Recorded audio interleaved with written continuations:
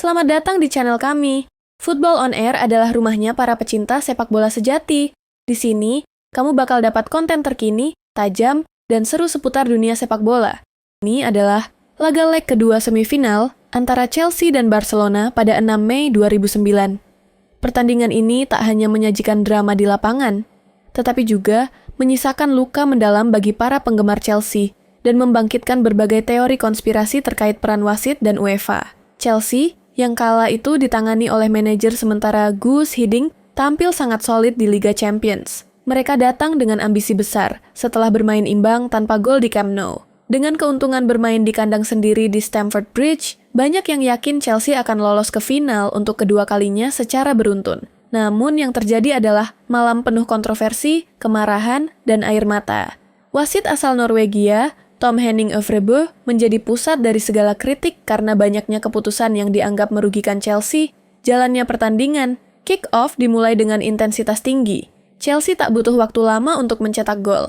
Pada menit ke-9, Michael Essien mencetak gol spektakuler dengan tendangan voli kaki kiri yang menghantam mistar dan masuk ke gawang Victor Valdes. Stamford Bridge meledak dan Chelsea kini berada di atas angin. Namun setelah gol tersebut, permainan berubah menjadi keras dan emosional.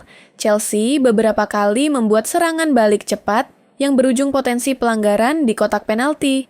Tapi disinilah kontroversi mulai muncul.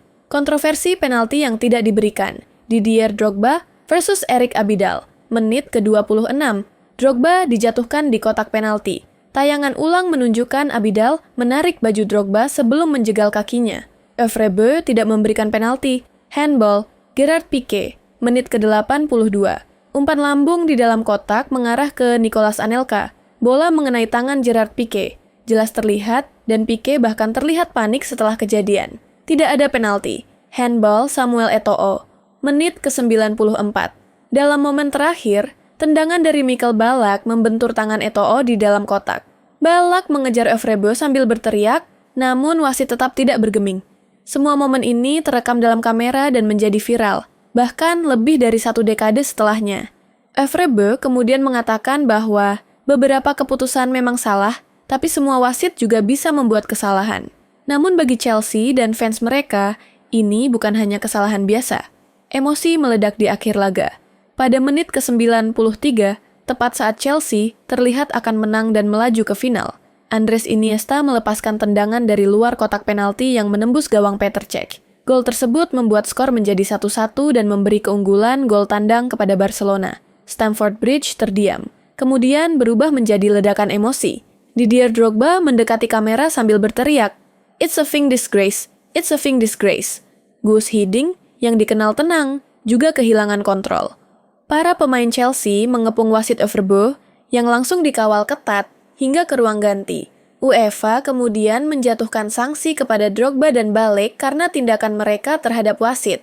Tapi opini publik sebagian besar mendukung emosi para pemain Chelsea. Analisis konspirasi dan reaksi dunia. Pertandingan ini tak hanya menyisakan amarah di kalangan pemain dan fans Chelsea, tapi juga memunculkan teori bahwa UEFA memiliki agenda tersendiri. Beberapa teori konspirasi yang mencuat, UEFA lebih menyukai Barcelona karena filosofi permainan mereka. Sepak bola menyerang, tiki-taka, dan wajah ramah publik seperti Messi, Xavi, dan Iniesta dianggap lebih menjual untuk bisnis UEFA. Wasit Øvrebø dipilih karena tidak memiliki rekam jejak besar di level tinggi. Banyak yang bertanya mengapa UEFA menugaskan wasit Norwegia yang minim pengalaman untuk pertandingan sebesar semifinal Liga Champions. Teori bahwa final ideal adalah Barcelona melawan Manchester United.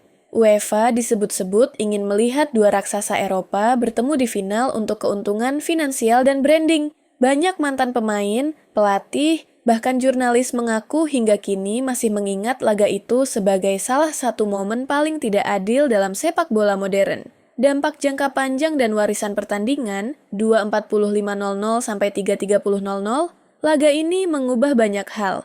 Untuk Chelsea, mereka harus menunggu hingga 2012 untuk akhirnya menjuarai Liga Champions, setelah melewati lebih banyak penderitaan. Tapi luka 2009 tetap membekas. Untuk Barcelona, mereka melaju ke final dan menghancurkan Manchester United di Roma.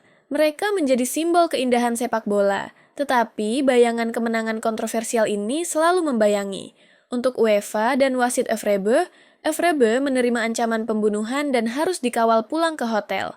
Bahkan hingga pensiun, nama Efrebe selalu dikaitkan dengan Chelsea versus Barcelona 2009.